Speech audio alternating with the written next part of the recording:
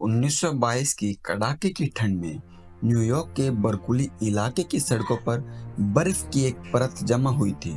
10 वर्षीय मोनू अपने मोटे कोट में लिपटे हुए अपने पिता फूल सिंह के साथ कपड़ा मिल के गेट पर खड़ा था। उसकी नाक और कान ठंड से लाल हो चुके थे, पर वह अपनी नई नोटबुक को कसकर पकड़े हुए था। वह नोटबुक जो उसके पिता ने उसे उसके जन्मदिन पर खरीद कर दी थी। मिल के गेट पर सैकड़ों मजदूर इकट्ठा थे। उनके हाथों में पोस्टर थे, 8 घंटे काम, पूरी मजदूरी और हमारा हक हमें दो। मोनू ने देखा कि कैसे एक बूढ़ा मजदूर जिसके हाथ कांप रहे थे एक पोस्टर को ऊपर उठाए हुए था। पापा, ये लोग इतने गुस्से में क्यों हैं? मोनू ने पूछा, अपनी नोटबुक में कुछ लिखते हुए। फूल सिंह, जिनके हाथों पर मशीन से पड़े निशान साफ दिखाई दे रहे थे, और उन्होंने गहरी सांस ली। बेटा देखो, उन्होंने अपने हाथों को फैलाते हुए कहा, मैं रोज सुबह 5 बजे से शाम 7 बजे तक काम करता हूँ, पर जब पगार मिलती है तो वह इतनी कम होती है कि तुम्हारी माँ को भी सिलाई करके घर का खर्चा चलाना पड़ता है। और आज जब हमने मांग की कि काम के घंटे कम किए जाए तो मालिक ने पुलिस बुला ली। मोनू ने देखा कि कैसे एक पुलिस वाला हड़ताल कर रहे एक युवक मजदूर को धक्का दे रहा था। वह मजदूर गिर पड़ा, उसके मुंह से खून बहने लगा। मोनू ने नोटबुक से पेंसिल छूटकर नीचे गिर गई। पापा, उस आदमी को क्यों मारा जा रहा है? मोनू ने डरते हुए पूछा। क्योंकि वह अपने हक की मांग कर रहा है बेटा, और दुनिया में जो भी अपने हक की मांग करता है उसे ऐसे ही दबाया जाता है, पिता ने मोनू से कहा और अपने पास खींचते हुए उसे गले से लगाया। उस रात अपने छोटे से कमरे में बैठकर मोनू ने अपनी डायरी में लिखा, आज मैंने सीखा कि दुनिया में 2 तरह के लोग होते हैं। एक वो जो दूसरों से काम कराते हैं, एक वो जो काम करते हैं। इसमें हम साफ तौर पर यह समझ सकते हैं कि दुनिया में 2 तरह के लोग हैं।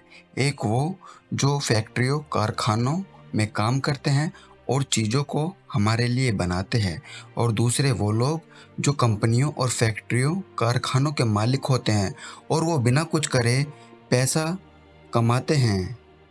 मोनू यह जानकर बहुत निराश हुआ और उसने कहा, जब मैं बड़ा हो जाऊंगा तो इन मजदूरों के लिए जरूर कुछ ना कुछ बेहतर लिखूंगा जो इनकी आवाज़ उठा सके। यह सोचकर मोनू किताब रखकर सो गया। धीरे धीरे समय बीतता गया। मोनू अब बड़ा हो गया था। 1930 का वसंत के ऋतु का सुहाना दिन था। मोनू अब 10th क्लास में था और स्कूल की लाइब्रेरी उसका सबसे पसंदीदा जगह थी। मोनू पूरे स्कूल में कहीं जाता हो न जाता हो, लेकिन लाइब्रेरी डेली जाता था।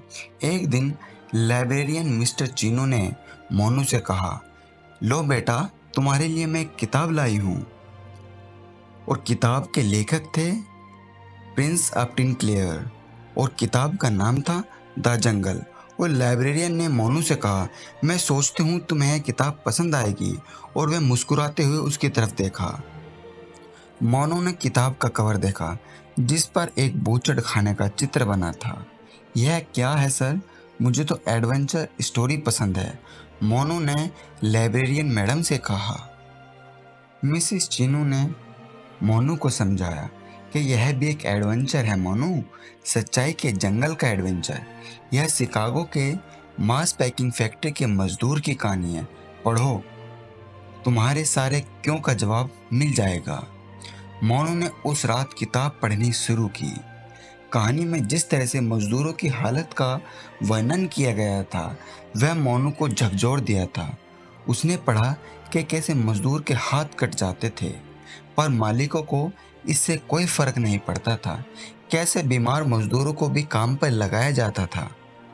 सुबह होते ही मोनू ने अपने पिता के हाथों को ध्यान से देखा। उनकी उंगलियों पर भी ऐसे ही निशान थे। उस दिन मोनू ने प्रण किया कि वह इसकी एक सच्ची कहानियाँ लिखेगा और देश के दुनिया के कोनों कोनों तक पहुँचाएगा।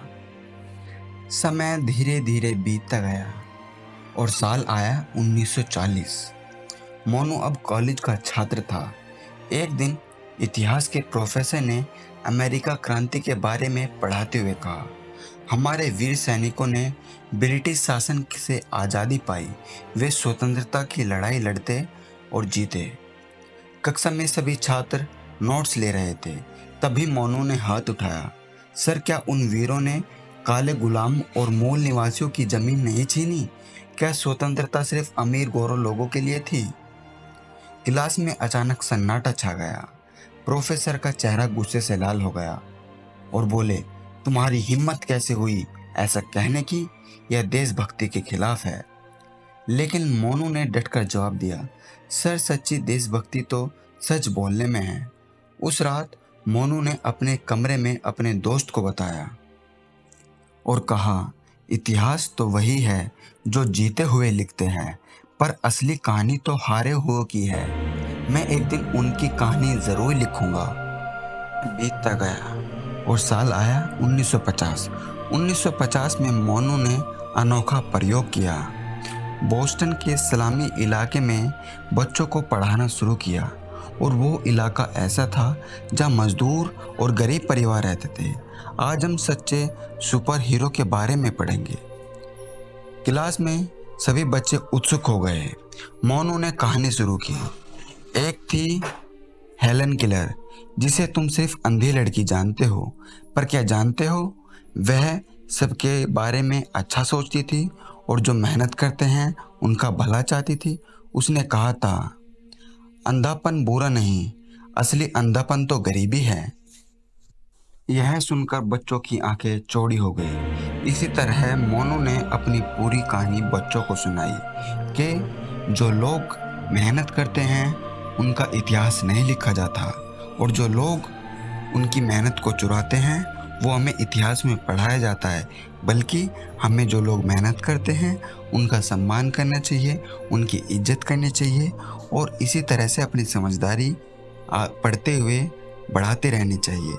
और सभी बच्चे बहुत खुश हुए और जैसे ही मोनू ने कहानी ख़त्म करी, सभी बच्चों ने बहुत तेज़ी से तालियां बजाई और एकदम दौड़कर मोनू सर को सारे बच्चे चिपट गए। सभी बच्चों की आंखों में पानी था, नम थी और सभी बच्चे उदास थे। इसी तरह कहानी का अंत हुआ।